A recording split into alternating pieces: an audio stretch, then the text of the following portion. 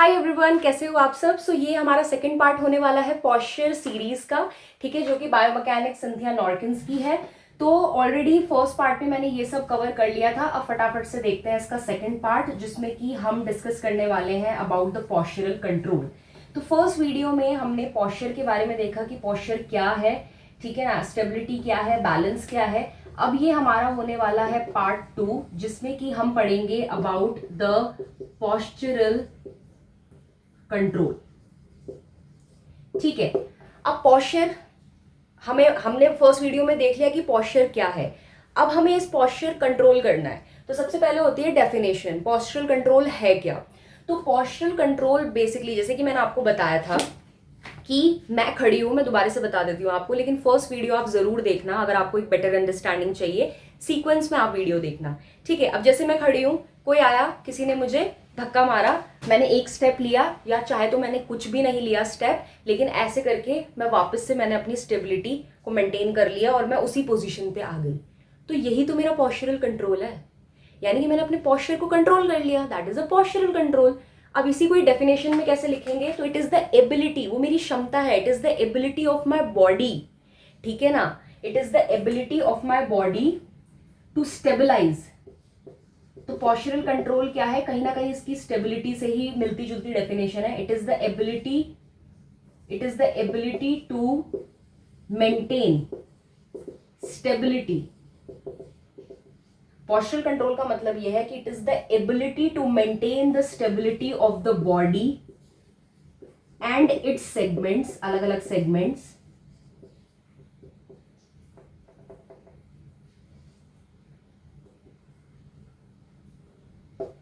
in response to the force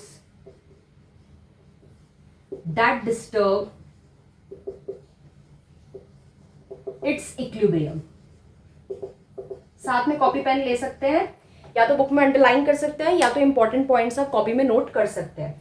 तो postural control मैंने आपको आम भाषा में समझाया कि किसी ने मुझे धक्का दिया और मैं अपने ऐसे करके वापस से उसी पोजीशन में आ गई, यानी कि इक्विलिब्रियम पोजीशन मैंने दोबारा से मेंटेन कर दी। यही मेरा पॉस्चरल कंट्रोल है, यानी कि इट इज द एबिलिटी है वो टू मेंटेन द स्टेबिलिटी, दोबारा से स्टेबिलिटी मेंटेन कर लेना, किसकी, अपनी बॉडी की और अपने बॉडी सेगमेंट्स की।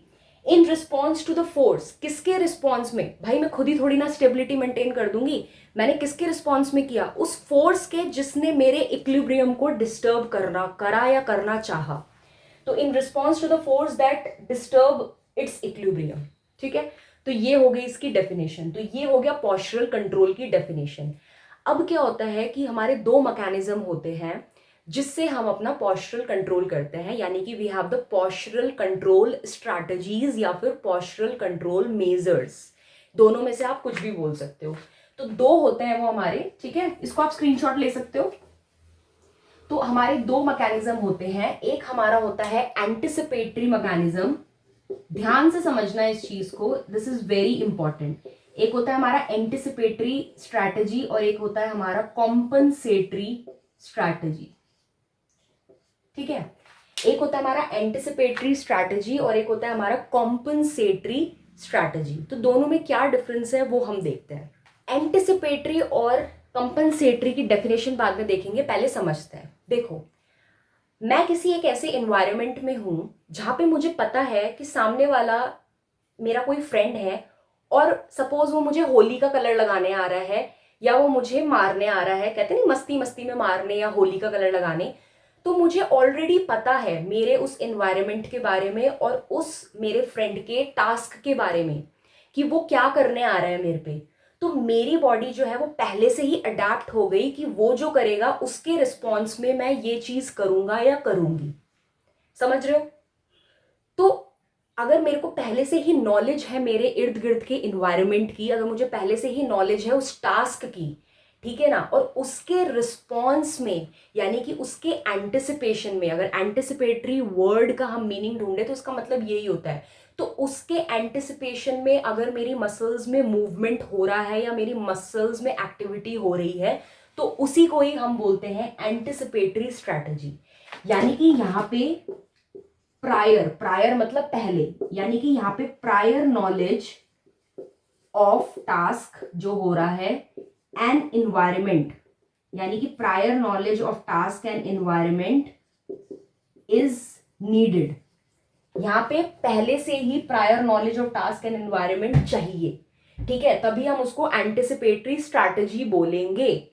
और यहाँ पे क्या हो रहा है, पहले से ही हमें पता चल जा रहा है ना, तो it is a feed forward. ऐसा तो नहीं है कि कुछ होने के बाद हम अपना मसल को एक्टिवेट कर रहे हैं, नहीं ना, पहले से ही हो जा रहा है, तो उसके लिए हम वर्ड यूज करते हैं फीड फॉरवर्ड। बुक में भी होगा तो इसलिए मैंने एक्सप्लेन कर दिया।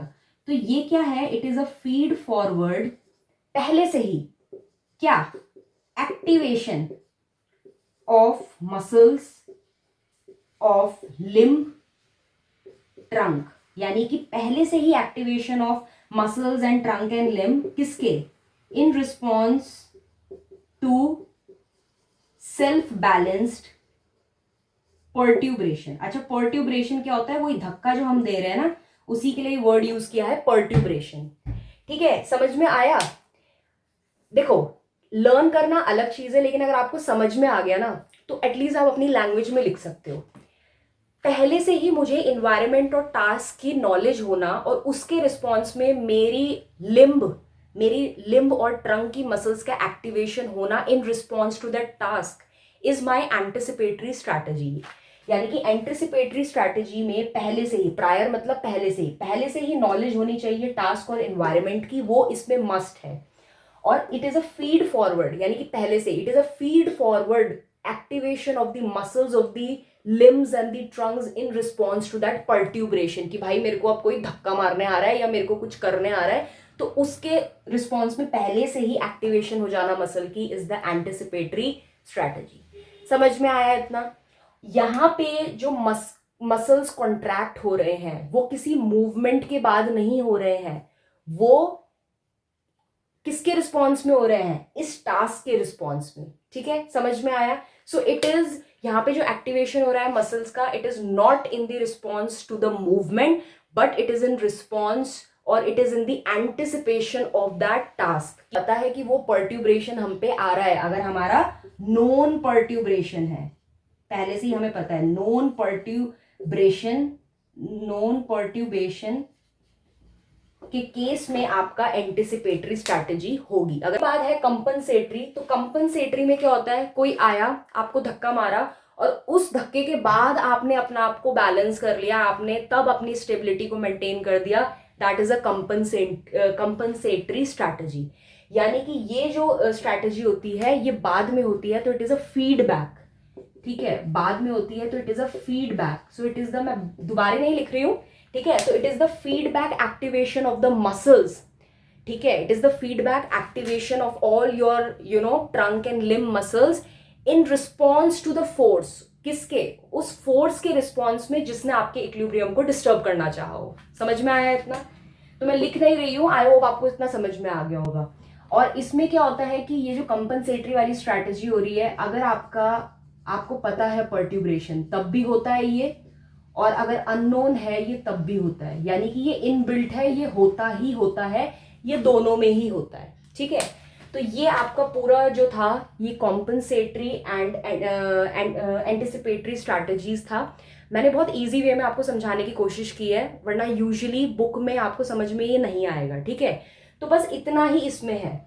अब क्या होता है ना, इसमें क्या होता है, फिर कुछ एंटिसिपेटरी फोर्सेस भी होती हैं, कुछ कॉम्पनसेटरी फोर्सेस भी होती हैं, वो हम बाद में देखेंगे, जब हम फोर्सेस देखेंगे तो तब हम उसमें कवर कर लेंगे।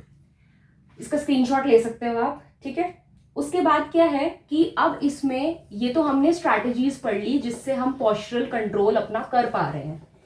अब कुछ काफी फैक्टर्स होते हैं, या कुछ मैकेनिज्म तो नहीं कहेंगे, फैक्टर्स ही बोलेंगे, कुछ फैक्टर्स होते हैं जिनके ऊपर हमारा जो पोस्चरल कंट्रोल होता है वो निर्भर होता है, डिपेंड होता है। तो वो कौन कौन से फैक्टर्स है पहले वो देख लेते हैं। सबसे पहला है हमारा विजन, दूसरा है हमारा प्रोप्रियोसेप्शन, ठीक है, वेस्टिबुलर सिस्टम, ठीक है, vestibular system, vision, and then we have the somatosensory system. तो ये कुछ फैक्टर्स हैं जिनकी मदद से हम अपना पोस्चरल कंट्रोल कर पाते हैं। तो आइए वन बाय वन इनको हम समझते हैं, ठीक है। विजन का सबसे पहला पॉइंट जो आपको लिखना है वो ये है कि it stabilize the head by keeping the eyes at the same level. यानी कि हेड का स्टेबलाइजेशन अच्छे से हो पाता है अगर आंखों को एक लेवल पे रखा जाए, ठीक है। तो विजन में फर्स्ट पॉइंट आप ये कवर करेंगे कि स्टेबलाइजेशन होता है किसका, stabilization of head by keeping the eye at the same level. दूसरा पॉइंट जो विजन में आप ऐड करेंगे वो ये है कि विजन में अकॉर्डिंग टू कि किस तरीके का मूवमेंट हो रहा है ना, और किस तरीके का आंख हमारा वो मूवमेंट देख रहा है, उसके हिसाब से डिफरेंट डिफरेंट चीजें हैं। जैसे कि सबसे पहला हमारा है, मैं यहाँ पे लिख रही हूँ, जैसे कि विजन में सबसे पहला हमारा है स्मूथ परस्यूट, ठीक है। स्मूथ परस्यूट का मतलब है कि अगर हम बहुत स्लो मोशन वाले मूविंग वाली कोई चीजें अगर हम देख रहे हैं तो उसमें हमारा स्मूथ परस्यूट जो है वो वर्क करता है। उसके बाद हमारा होता है स्कैडिक, स्कैडिक, ठीक है। वी हैव द स्कैडिक, अगर हमारा बहुत ही रैपिड लेकिन बहुत स्मॉल सा मूवमेंट हो रहा है। And then we have the optokinetic vision, जिसमें कि हम अगर हमारा पूरा विजुअल फील्ड ही मूव कर रहा है तो उसमें हमारा आता है ऑप्टोकाइनेटिक विजन। तो विजन के अंदर भी तीन जो है वो बेसिकली कैटेगरीज हैं। तो ये हमारा विजन में कंप्लीट हो गया। उसके बाद प्रोप्रियोसेप्शन हम इसी में ही देख लेंगे, तो इसको रहने दो।